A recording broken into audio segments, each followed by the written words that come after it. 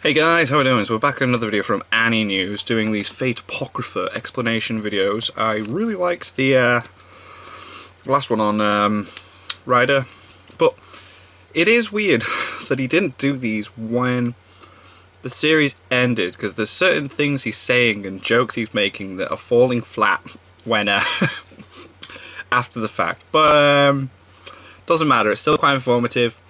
I find it entertaining. And I thought Jack the Ripper was a very strange individual, especially making Jack the Ripper a little girl as well. I thought that was just added to the creepiness of it all. So let's get into this. This is Assassin of Black, Jack the Ripper, explained.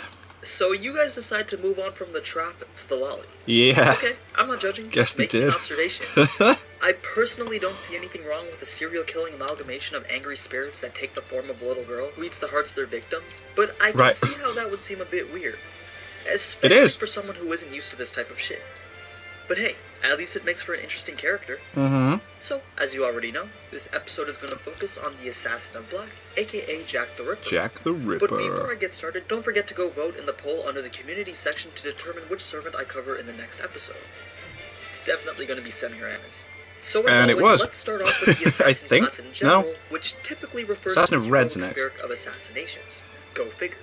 Just as you'd expect of any assassin, these heroes are very stealthy and excel at covert operations.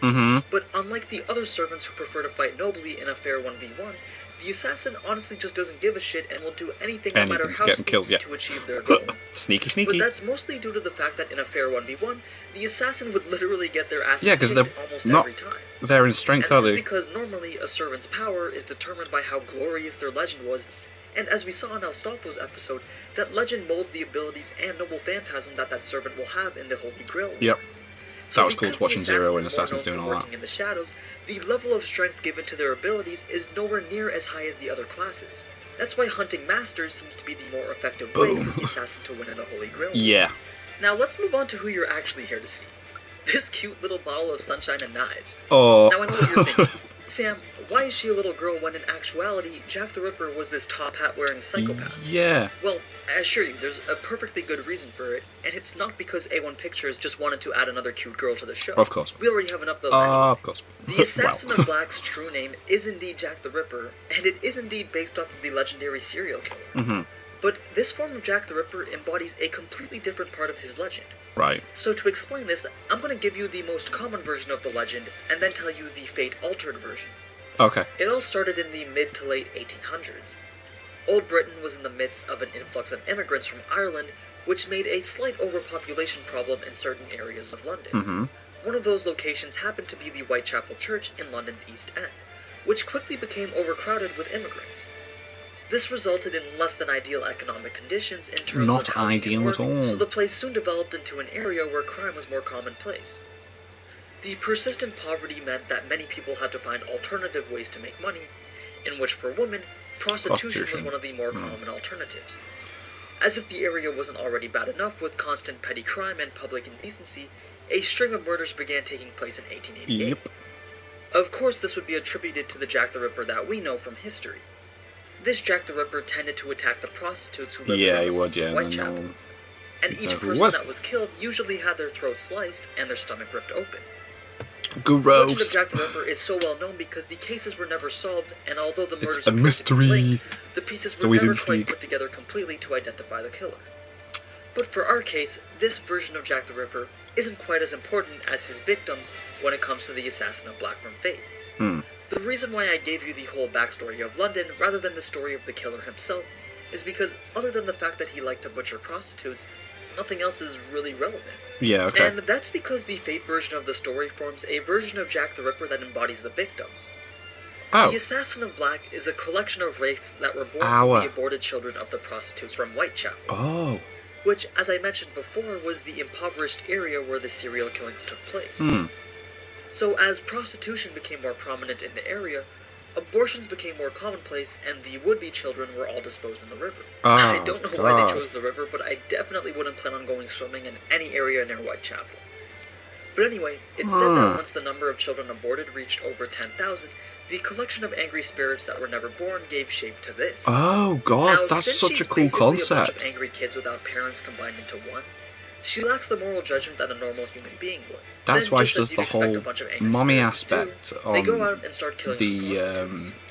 And they're on her able to summoner. do this until the murders were finally determined to be of supernatural cause, and she was put to rest through magical means. Now, because the identity of Jack the Ripper was never found, a new version of Jack the Ripper can be summoned every time. Oh, It really that's just interesting. depends on the legend that the That's version so of Jack the cool. Ripper is based on. Which is a really cool thing because the more you learn about these servants, the more you realize how much their legend truly affects their entire character. Yeah. Like, you know how in one of the more recent episodes, they couldn't remember the identity of Assassin even though they had already fought once before? Yeah, that was cool. Well, that's because since she's technically not a single entity, but rather a collection of spirits, Oh! her physical identity gets to remain as an eternal memory. That's This boss. skill is called information erasure, Which also and works on all the fact that Jack the information regarding in the past whether Jack the it's her Ripper's true name or ability is like- forgotten after she disappears. was never Which discovered who brings Jack us the to Ripper her really other was. abilities That's so in cool. Phantasm. Let's start with her weapons. Jack likes to carry around 6 knives, 4 of which are irregular, which we see during her interrogation, So awesome. and 2 that she uses to fight with. She also has a scalpel, but in Fate Apocrypha, we mainly see the 2 knives that she uses to fight with. These knives relate to her noble phantasm that's called Maria the Ripper, Maria the the Holy Ripper. Mother of Dismemberment, which I believe is named after the first of the murder victims back in 1888. Oh, that's interesting as well. And this Bloody attack hell. sort of acts like a curse, which only activates under the premise of 3 conditions being met. If one of Jack's irregular knives are able to injure an enemy, the damage done can increase with each condition met, or can cause instant death if all 3 are met. So, if the target is female, the environment is misty, and it's nighttime, Oh. then knives will manifest inside the target's body and instantly dismember them from the inside. What? Basically, if the target and the environment match Jack the Ripper's MO back in 1888, Oh my God, then the that's so outcome cool. is replicated in the target, thus continuing the Whoa. events that ended all those years ago.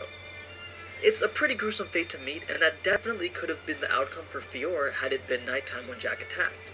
Although, since it acts as a curse, using this noble phantasm on servants wouldn't be as effective in instantly killing them. Ah, okay. The first and third conditions are pretty easy to meet, especially the third one considering that her noble phantasm can make any environment misty with sulfuric acid. This is called the Mist, darkened misty Of course it is.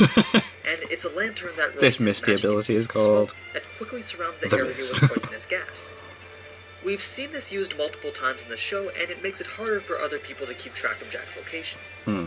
Jack is also given a more advanced version of the present concealment stalking skill that's given to every assassin class, and it's called Murderer of the Misty Night. Of course. Since Jack was a serial killer rather than an assassin, she can get one attack in before her presence is fully revealed. Whereas Class. in the normal version of presence concealment, once an attack is started, the enemy would be able to sense it. Oh. And finally, She gets a sneaky the very little mental one in instability before. that causes her immoral nature also protects her from attacks that would cause mental damage. A good example would be if Shakespeare tried to do what he did to Frankenstein on Jack.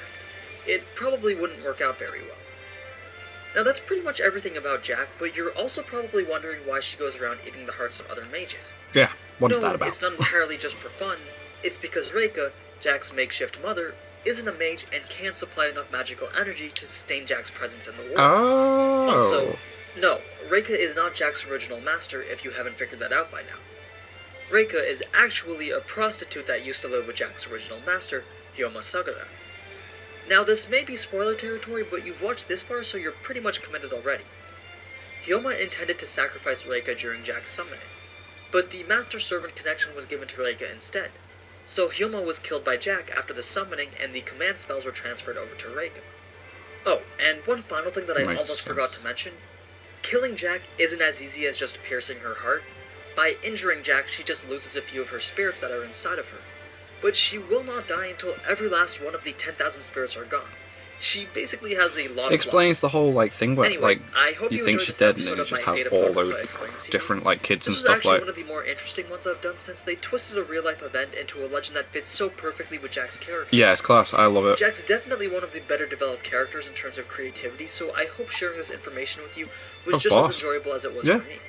Anyway, thanks for watching, and as always, if you enjoyed this type of anime content, then you already know what to do. So until next time, Ciao. Class, man. Oh, that was so good. I'm so glad I watched that. That was awesome. The way they used like historical things to make the abilities fit and like how you can't remember who she is and stuff like that. It's just that's boss. It's clever. It's so clever. I love it. That is absolutely awesome.